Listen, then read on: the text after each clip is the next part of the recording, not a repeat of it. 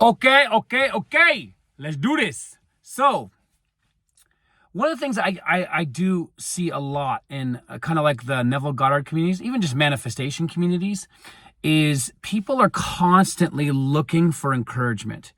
Like they're constantly looking for success stories. They're constantly kind of almost obsessing.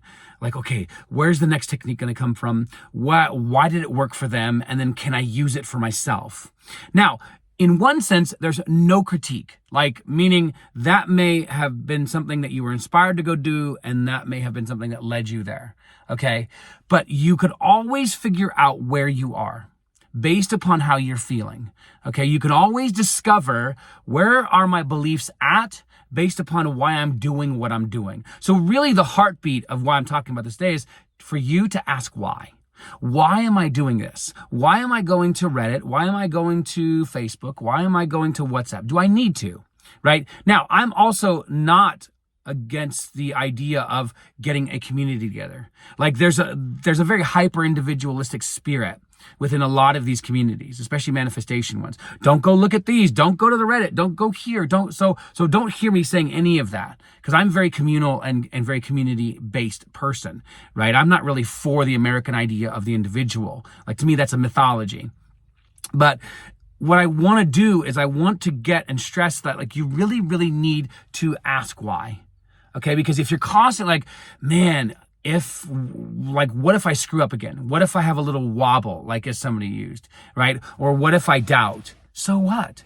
Like at the end of the day, you don't need a Reddit technique to help you. You don't need a WhatsApp like encouragement thread, right? Now, there's nothing wrong with that, but why are you seeking it out? Because if you're questioning your power all of the time, and that is the why behind why you're doing it, then you're actually hurting yourself, right? And you're slowing it down. And so, can we slow down manifestations? Yes, I believe we can, right? I mean, Neville says, and he explains this, right? Obviously for him, it was the Bible, but, it talks about the sin against the Holy Spirit. And sin, if you've never heard of it in this esoteric sense, is basically you not getting your desire. You're missing the mark, right? You're not becoming the person who has. Okay. And so sinning against the Holy Spirit, and you have to also understand the Holy Spirit is not a Jewish concept. It's a Christian concept, right? But there is an idea of like, something that's brooding over the waters and stuff like that. But that's just a nickname for God. Okay. So again, I know I'm explaining out theological concepts in the midst of this, but it's because I want you to understand that really when Jesus is saying this is the sin against the Holy Spirit, it's doubt, right? And so that's the unforgivable sin. Now, the reason why it's unforgivable isn't because somehow you're going to chalk up a whole bunch of unforgiveness, because even as Neville says, everybody will be redeemed. So there isn't this, oh my gosh, I'm chalking up karma or I'm chalking up doubt or I'm building it up in a storehouse, mental storehouse. No, it's not about that. It just means you don't get your desire. That's really, really what it means, okay? And obviously, I want you to get your desire. You want you to get your desire, right? And so it's very, very key to understand why you're doing what you're doing. And I think this isn't really talked about enough because everybody's just kind of doing their own thing, right? Everybody's like, well, no, I just need this, and it's giving me courage, and it's giving me this. Listen, if you're looking to the outside all the time, then you're not really grasping what it is that this is all about, right? This is all about the inside, the internal world, not the outside world. Nobody else has any more power than you do, okay? And so that means you don't trust your power. You don't trust the inner self. You don't trust your own ability to manifest. And so that's really what this is about. Fundamentally, if you're constantly obsessing and looking for the next technique or the next encouragement, or, you're just kind of hovering over these different sites as a way to feel like, yes, I got it, then you're not getting it, right?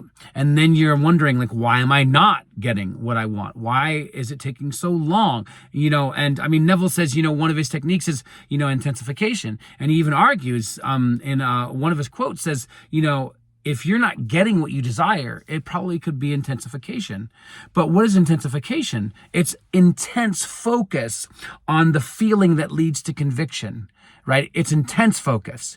Now, the reason why I say that is because if your focus is elsewhere, like, okay, did I check out my Reddit like today? Did I read a Reddit article for today? Did I find out a new technique? Did I read the Bible? Did I do this? Nothing wrong with any of that. So don't hear this as a critique against you doing that. But what is your reason? What's your agenda behind that? Are you trying to muster up encouragement? No, because the encouragement comes from within. Are you trying to muster up power? No, because power comes from within. Are you trying to muster up a new technique? No, techniques don't matter. You are the technique. That's what it is. Now, you can use techniques. Neville says, use your method, right? Find a method that works. But that doesn't mean that the method's going to work for the next 20 years. You might change after a year, 2 years, 10 years, right? 1 week. But the whole point is that you are the operant power, not the person who wrote the article, not the person who's doing the video, not me, right? Not anybody else. Now, that doesn't mean that you don't go seek out help. It doesn't mean that you don't get other people to manifest for you. It doesn't mean that you can't go take coaching or go to therapy or ask a friend. It doesn't matter. Like, those things don't matter as long as you're doing it from a state of, I know I can get this.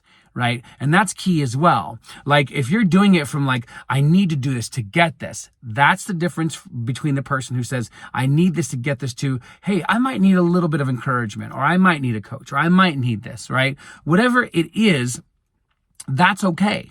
Okay. It's okay to be in a state of, I need help. I need somebody to help me. I need a little bit of extra strength. That's fine.